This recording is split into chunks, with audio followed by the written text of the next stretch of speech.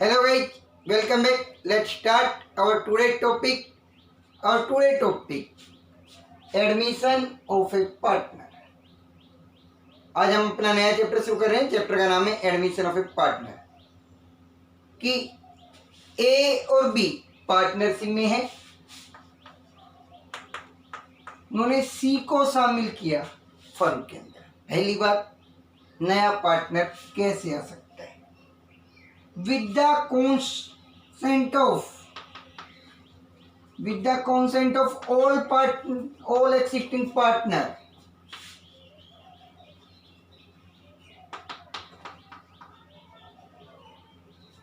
यदि पुराने सारे पार्टनर सहमत हो तब एक नया पार्टनर आ सकता है.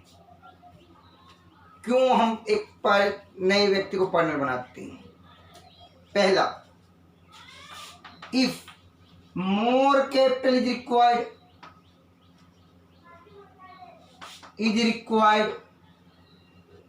यदि आपको बिजनेस में और पैसे की जरूरत है तो आप एक नए व्यक्ति को पार्टनर बना सकते हैं. Taking benefit of the goodwill of, कि किसी व्यक्ति का बहुत पॉपुलर नाम है, आप उसके नाम की गुडविल का बेनिफिट लेना चाहते हैं, इसलिए आपने इसे पार्टनरशिप में शामिल कर लिया. फॉर इंकरेज एन एम्प्लॉय, एक एम्प्लॉय कोई मैनेजर है, जस्ट लाइक कोई मैनेजर है, उसको आप मोटिवेट करना चाहते हैं, इसलिए आपने इसे पार्टनरशिप में बना लिया, शामिल किया है. किसी ज़्यादा कैपिटल की ज़रूरत हो, किसी गुडविल का बेनिफिट लेना है, या आपको किसी बड़े एम्प्लॉय को मोटिवेट करना है, तो आप इनको पार्टनरशिप में शामिल कर सकते हैं. अब नया पॉइंट आता है, अब पार्टनरशिप में शामिल किया तो हमारे ऊपर क्या फर्क पड़ा? पार्टनरशिप में शामिल किया, effect of the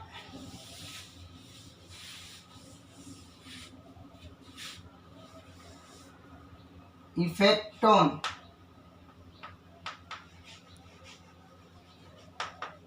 of a new partner in existing firm.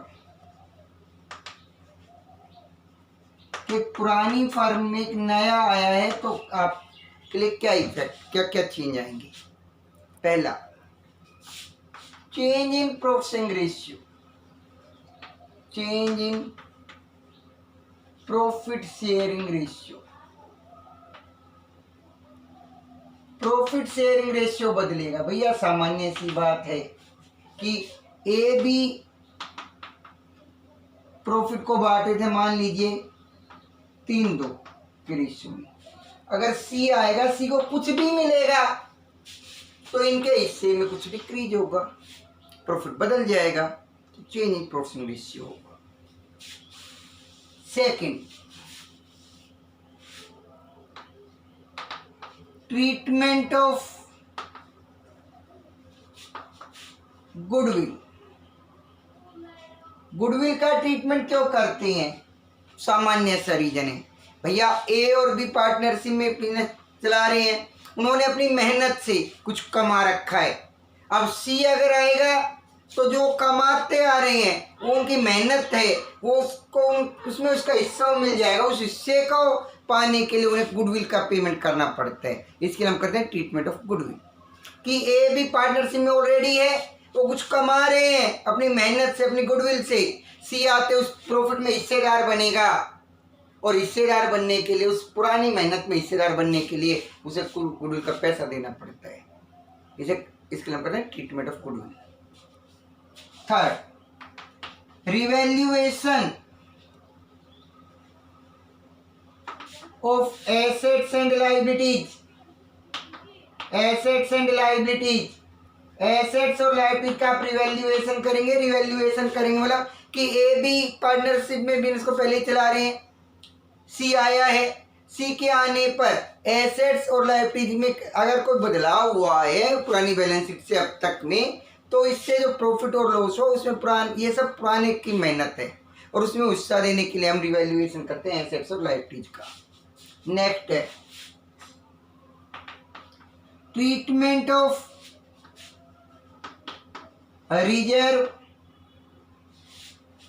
And accumulated profit, कि रिजर्व को बनाया है पुराने पार्टनर ने अपने प्रॉफिट से, तो इसका ट्रीटमेंट करते, क्योंकि ये पुराने पार्टनर ने बनाया, पुराने ने अपने प्रॉफिट से बनाए, इसमें उन्हें हिस्सा देने के लिए इसका रिव्यू करते हैं। और लास्ट एडजस्टमेंट ऑफ कैपिटल,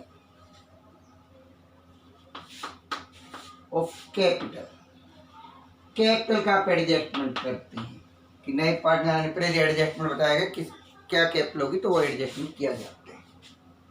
अब इसी में हम पहला स्टेप शुरू करें, change in profit sharing ratio.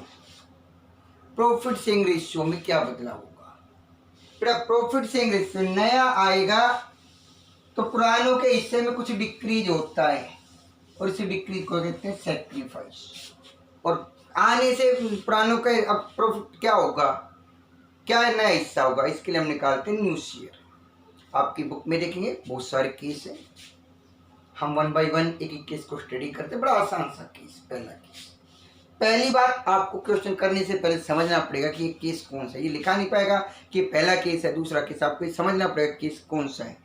Case 1,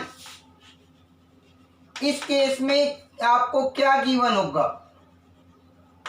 केवल आपको ओल्ड रेशियो और एक न्यू पार्टनर शेयर, केवल दो ही चीज आपको मिलेगी, ओल्ड रेशियो और न्यू पार्टनर शेयर। आपको करना कि भाई एक सामान्य सी बात है, 100 रुपए को 100 रुपए थे, अब सामान्य सी बात है कि भाई 60 रुपए ए ने ले लिए और 40 रुपए बी ने ले लिए, लेता था। अब सी आया है कितने के लिए? 30 के लिए। तो अब इन दोनों में क्या बटेगा? ये तो कन्फर्म है, 100 में से 30 किसको मिल जाएगा? सी को। 100 में से 30 किसको मिलेगा? सी को। तो बच गया क्या? 70। ये 70 डिवाइड होगा ए और बी में। किस रेशियो में? उनके ओल्ड रेशियो में। भाई अब जब सी आया है 30 के लिए, सी को तो 30 मिल गया, तो ए और बी को क्या मिलेगा? 70। तो 70 बटेगा, 70 बटेगा। तो इसका वर्किंग क्या होगा? आप कैसे करेंगे? लेट टोटल शेयर 1, आप निकाल देंगे रिमेनिंग शेयर। क्या निकालेंगे? रिमेनिंग शेयर, कि भाई नए को देने के बाद क्या बचेगा? 1 minus new partner share, 1 minus new partner share और new share of old partner. पुराने पार्टनर का नया हिस्सा क्या रहेगा? रिमेनिंग शेयर इनटू में old share, remaining share into में old share, that's the new partner profit share. आइए क्वेश्चन लिखते हैं प्रैक्टिकल, ध्यान दीजिए। A and B are partner sharing profit and loss in the ratio 5:3। आपको मैंने कहा था ओल्ड रेशियो गिवन है, क्या गिवन है? 5:3। They admit C for 1/4 share. New partner C है, सी न्यू पार्टनर शेयर आपका है 1/4। तो मैंने क्या बताया था? रिमेनिंग शेयर को, रिमेनिंग के लिए पहले आप मानोगे total share. Let total share 1, remaining share, total में से न्यू का शेयर माइनस कर देंगे, रिमेनिंग शेयर 1 माइनस 1/4, 3/4। ये रिमेनिंग आ गया है, ये क्लियर? हाँ बेटे, इस रिमेनिंग शेयर को आप ओल्ड रेशियो में डिवाइड करेंगे। एज न्यू शेयर, ये ओल्ड शेयर था ए और बी का, as new share, remaining share into में ओल्ड शेयर, ए का ओल्ड शेयर था 5/8, it's 15/32. B is new share 3/4 remaining share, B का ओल्ड शेयर 3/8 9/32.